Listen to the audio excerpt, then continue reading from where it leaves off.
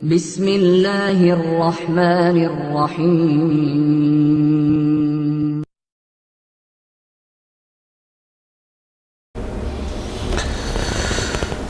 بسم اللہ الرحمن الرحیم الفصل الثالث فی الشہادۃ علی الشہادہ ومحلها حقوق الناس کافہ۔ موجودہ ملکی حالات کی وجہ سے 2 مہینے سے زائد 2.5 مہینے تقریباً درس نہیں ہو سکے، ادارے بند ہو گئے تو ہم بھی چلے گئے تھے۔ ابھی انشاءاللہ ہم کوشش کریں گے کہ جو دروس ہمارے رہ گئے تھے ان کو پہلے مکمل کیا جائے۔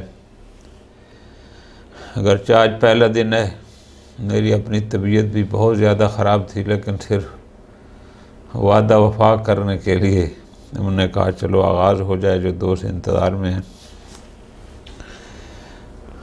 ہم کتاب الشہادات میں فصل اول اور فصل ثانی پڑھ چکے تھے، آج فصل ثالث کا آغاز ہے۔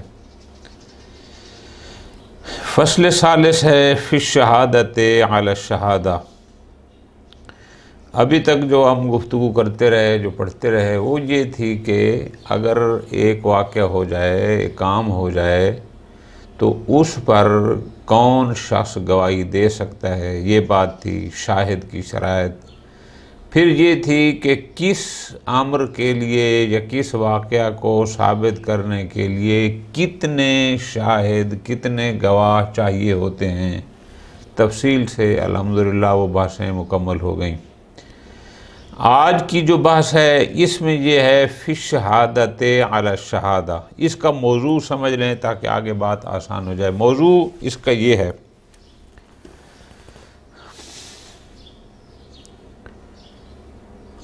علی اور حسن ایک واقعہ پر گواہی دیتے ہیں، لیکن آج وہ یہاں موجود نہیں ہیں۔ مثلاً حاکم کے سامنے محمد اور حسین آ کر گواہی دیتے ہیں کہ ہمارے سامنے علی اور حسن نے یہ گواہی دی تھی۔ اس موضوع کو ذرا توجہ سے ذہن میں رکھ لیں، یہ ہے موضوع بحث۔ جو اصل شاہد تھے، جو اصل گواہ تھے، جن کے سامنے واقعہ ہوا، ان کو کہا جاتا ہے شاہد اصل، اور جو یہ گواہی دے رہے ہیں ان کو کہا جاتا ہے یہ ہے شاہد فارغ۔ دوبارہ اس کو ذہن میں رکھ لیں تاکہ آگے بعد میں آپ پھر الجھیں نہیں۔ یعنی آج 2 بندے شہادت دیتے ہیں، گواہی دیتے ہیں اس بات پر کہ ہمارے سامنے فلاں فلاں نے یہ شہادت دی تھی، اور وہ جو اصل شاہدین تھے وہ اب موجود نہیں ہیں۔ آیا یہ گواہی ان لوگوں کی قابل قبول ہے یا قابل قبول نہیں ہے؟ یہ ہو گیا۔ پھر اگر ان کی گواہی قبول ہے تو آیا ہر مقام پر، ہر حق کے لیے، ہر واقعہ کے لیے قبول ہے یا نہ؟ کچھ خاص مقام ہیں، کچھ خاص حقوق ہیں جن کے لیے ان کی گواہی قابل قبول ہے۔ یہ نقطہ ہو گیا۔ تیسرا نقطہ اس میں یہ ہے کہ ان جو فر ہیں ان کی گواہی کس صورت میں قبول ہوگی۔ مثال، جو اصل واقعہ کے گواہ تھے، مثلاً وہ موجود بھی ہیں، وہ گواہی کے لیے دوبارہ آ بھی سکتے ہیں، لیکن اس کے باوجود بھی وہ نہیں آتے، 2 اور گواہ آ جاتے ہیں جن کو ہم شاہد فر کا نام دے رہے ہیں۔ یہ کہتے ہیں کہ ہمارے سامنے انہوں نے گواہی دی تھی۔ آیا اس صورت میں بھی ان کی گواہی قبول ہوگی یا نہ ہوگی؟ ہر حال میں ہوگی۔ یہ تفصیلات ہیں اس فصل ثالث میں۔ تو گویا فصل ثالث میں 3 نقاط ہیں جو انشاءاللہ ہم اس میں بحث کریں گے اور پڑھیں گے۔ پہلا کہ شہادت علی شہادت سے مراد کیا ہے۔ نمبر 2، دوسرا نقطہ اس میں جو ہمارا موضوع بحث ہوگا وہ یہ ہے کہ شہادت علی شہادت کن موارد میں کہاں شرعاً قابل قبول ہے، اور تیسری چیز یہ ہوگی کہ یہ شہادت علی شہادت کس صورت میں قبول ہوتی ہے۔ جیسے میں نے ابتدا میں گزارش کی ہے کہ میری طبیعت رات سے بہت خراب تھی اور اب میں بڑا مجبور ہو کر فقط وعدہ وفا کرنے کے لیے آپ کی خدمت میں موجود ہوں۔ یہ 3 نکتے ہو گئے۔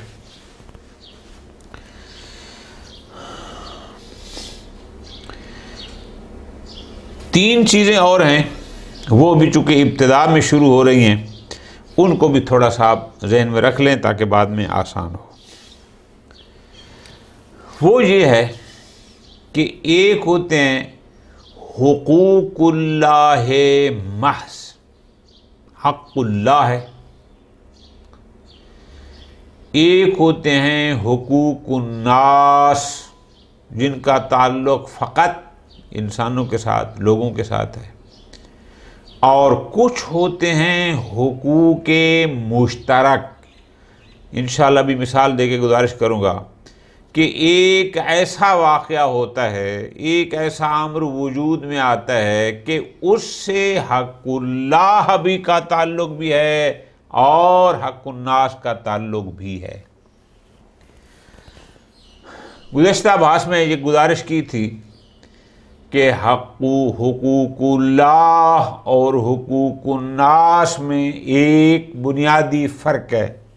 وہ فرق یہ ہے کہ جو حق اللہ ہوتا ہے وہ کسی کے معاف کرنے سے معاف نہیں ہوتا، یعنی ایک حق ہے جو حقوق اللہ میں سے ہے، وہ میں معاف کر بھی دوں تو بھی وہ معاف نہیں ہوتا، اور حقوق الناس وہ ہوتے ہیں کہ جہاں صاحب حق کے معاف کرنے سے وہ معاف ہو جاتے ہیں۔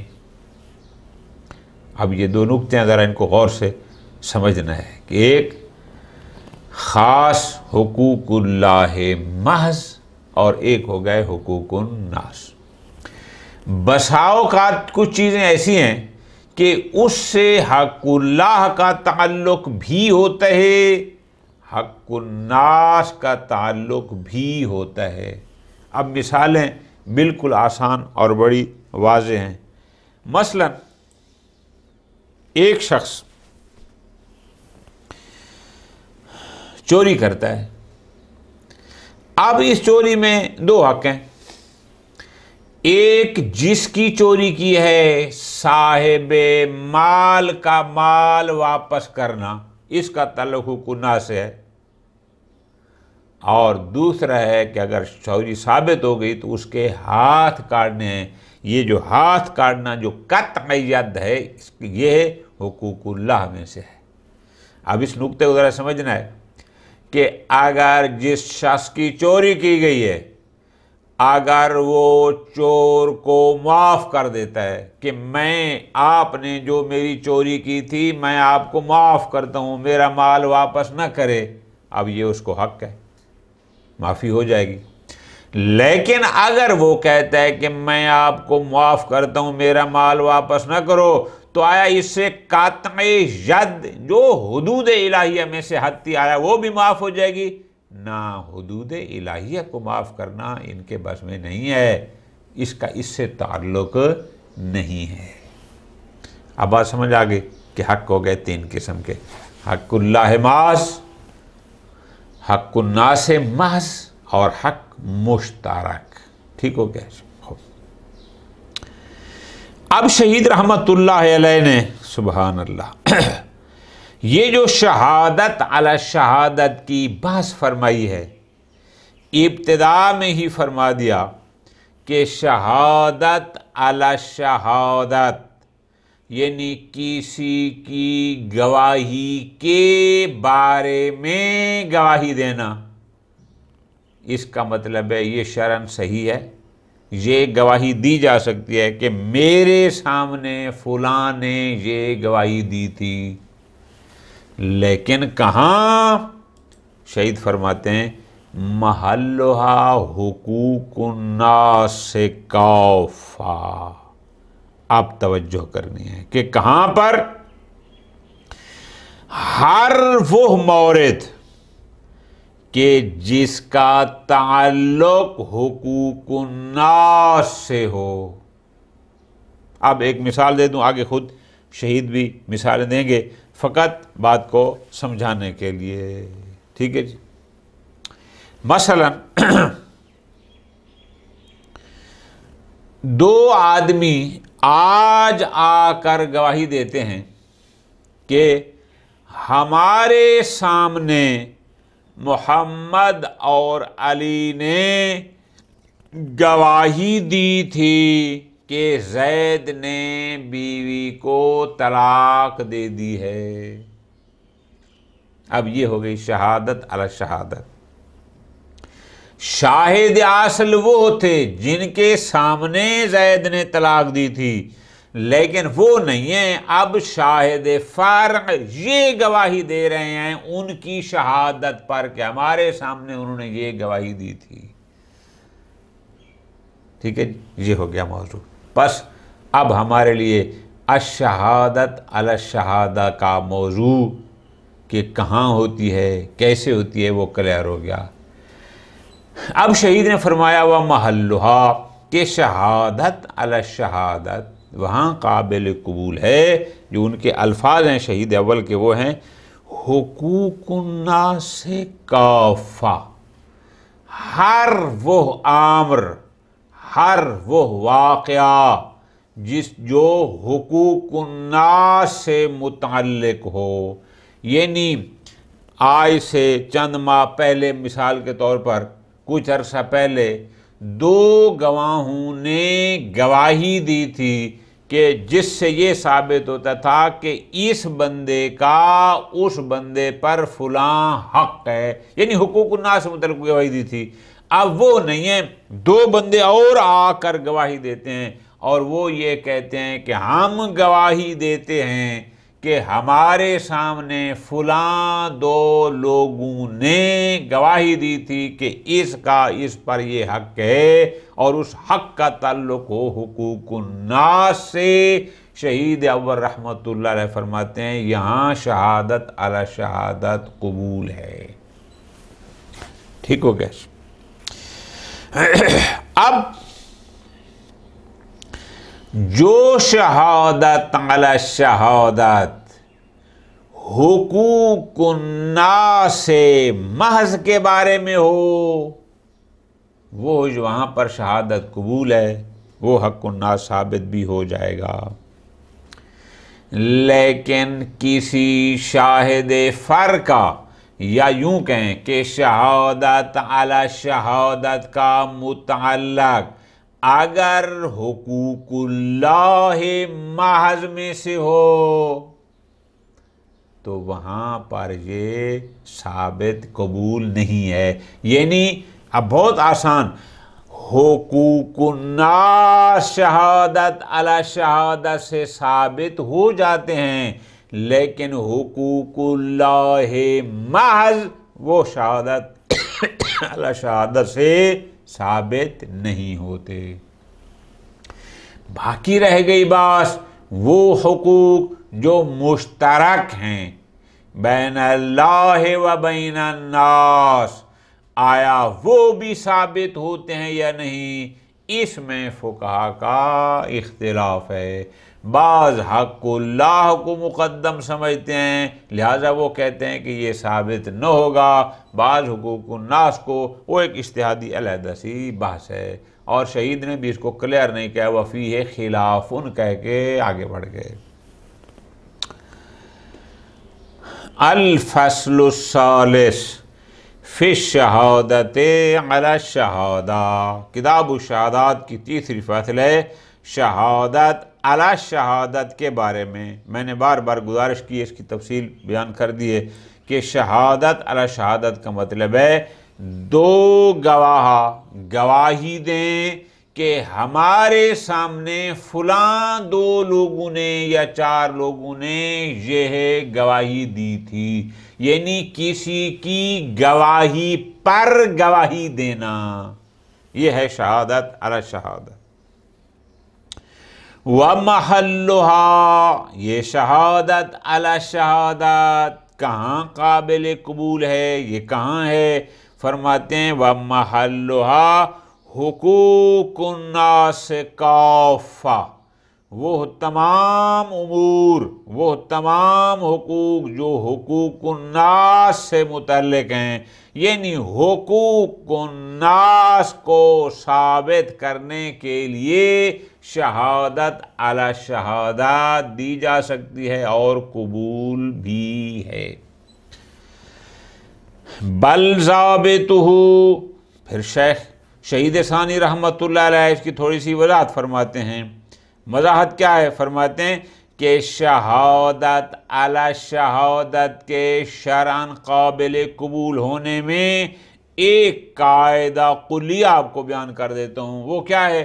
بل ضابطہ، بلکہ قاعدہ یہ ہے، کلیہ یہ ہے کہ شہادت علی شہادت وہاں قابل قبول ہے کل ما لم یکن عقوبۃ للہ، ہر وہ شے جو عقوبت للہ، یعنی مراد کیا؟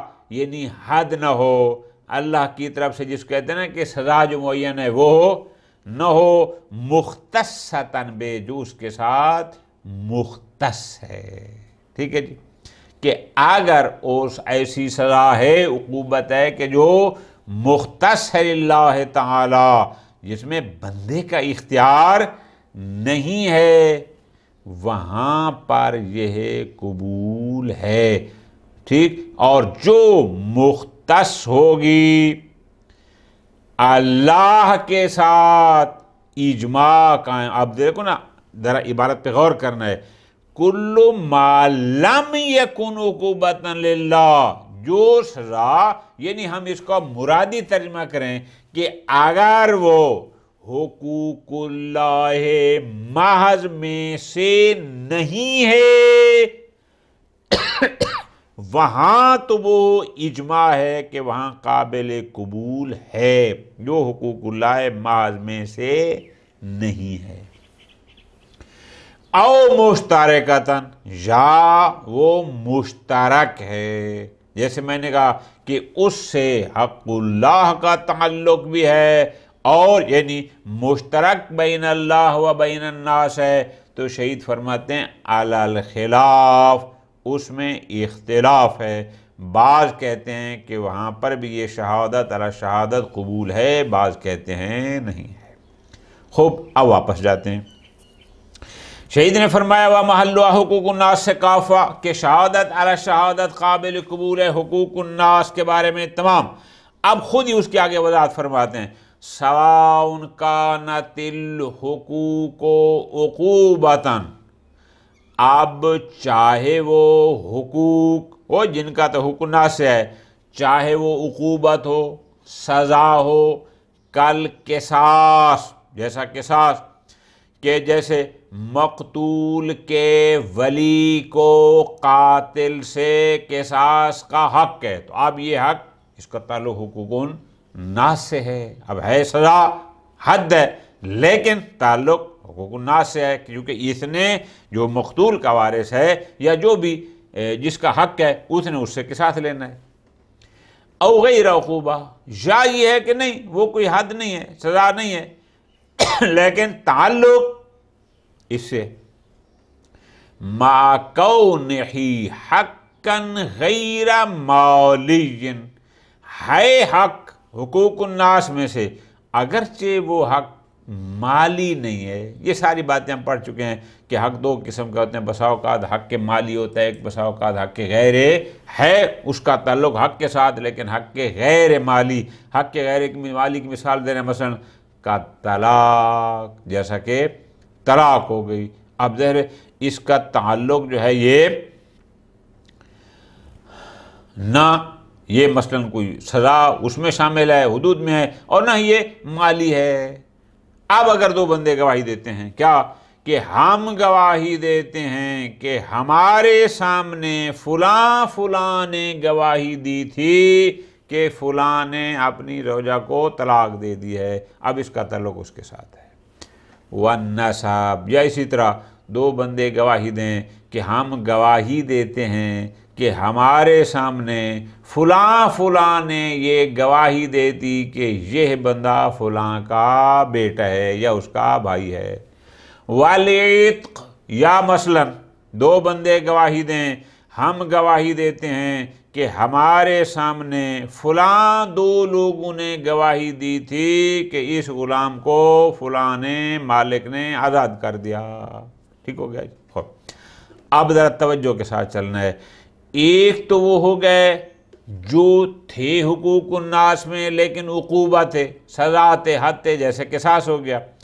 ایک ہے تو حقوق الناس میں سے عقوبت میں نہیں، لیکن سزا بھی نہیں، حد بھی نہیں، لیکن حق مالی بھی نہیں، وہ بھی ثابت ہو سکتے ہیں۔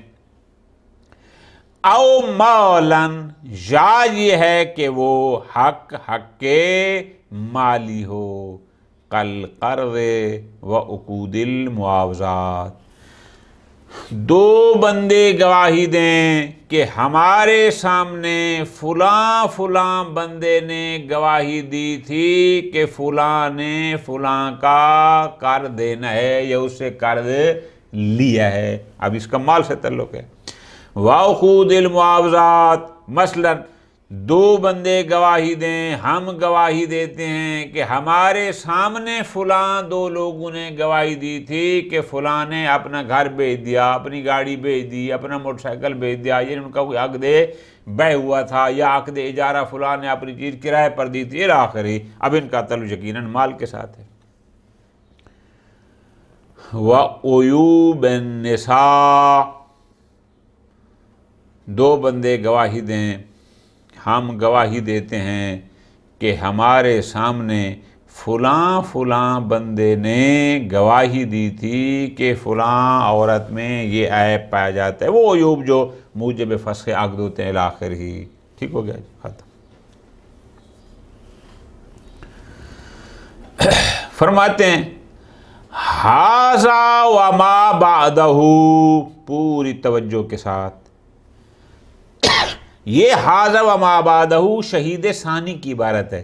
شہید اول نے وہ عیوب النساء کے بعد ذکر کیا تھا، والولادت والاستحلال والوکالت والوصیت بقسمہا، ٹھیک ہے جی؟ اب شہید ثانی درمیان میں کہہ رہے ہیں ھذا وما بعدہ، یہ جو شہید اول نے کہا ہے وہ عیوب النساء، یہ عیوب نساء، وما بعدہ، اور اس کے بعد فرق کرو، اس نے ولادت کی بات کی ہے، استحلال کی ہے، من افراد الحقوق التی لیست مالا، یہ ان حقوق الناس کے افراد میں سے ہے جو حقوق مالی نہیں ہیں۔ ذرا عبارت پہ غور کریں گے پھر مزہ آئے گا۔ قرض، اس کا مال سے تعلق ہے، عقود معاوضات، اس کا مال سے تعلق ہے، لیکن آگے فرما دیا والعیوب النساء، شہید ثانی فرما رہے ہیں کہ یہ عیوب نساء ہو یا ولادت یا استحلال کی بات جو بعد میں آ رہی ہے، یہ حقوق مالی کے افراد میں سے نہیں ہیں۔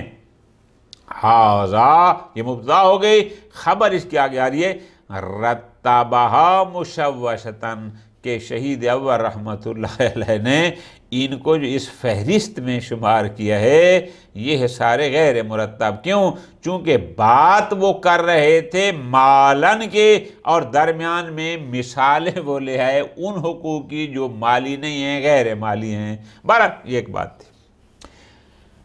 والولادہ، دو بندے گواہی دیں کہ ہمارے سامنے فلاں دو لوگوں نے گواہی دی تھی کہ فلاں کے ہاں یہ بچہ ہوا تھا یا ولادت ہوئی تھی اس بارے میں۔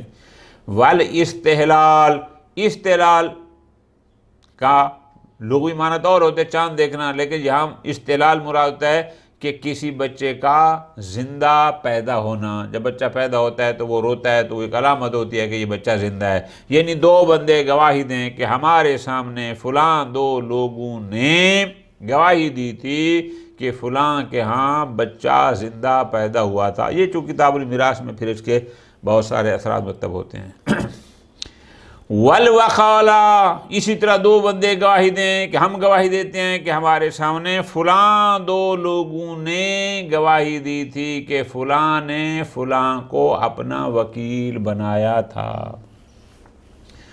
والوصیہ بقسمیہا، اسی طرح وصیت کے بارے میں بقسمیہا، وصیت کی دو قسمیں۔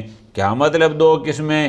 اس کا مطلب ہوتا ہے ایک قسم وصیت کی یہ ہے کہ فلاں نے فلاں کو اپنا وصی بنایا کہ میرے بعد تو میرے اموال میں یا فلاں چیزوں میں وصی ہے، اور ایک ہوتی ہے کہ یہ گواہی دینا کہ فلاں نے فلاں بندے کے لیے وصیت کی تھی۔ مثلا فلاں نے وصیت کی تھی کہ فلاں کو 1,00,000 روپیہ دے دینا، یعنی ایک وصیت ہوتی ہے کہ جس کے ذریعے دوسرا انسان اس کا وصی بنتا ہے، اور یعنی یہ ہو گیا الوصیت ہما، یعنی وہ دو قسمیں کون سی ہیں؟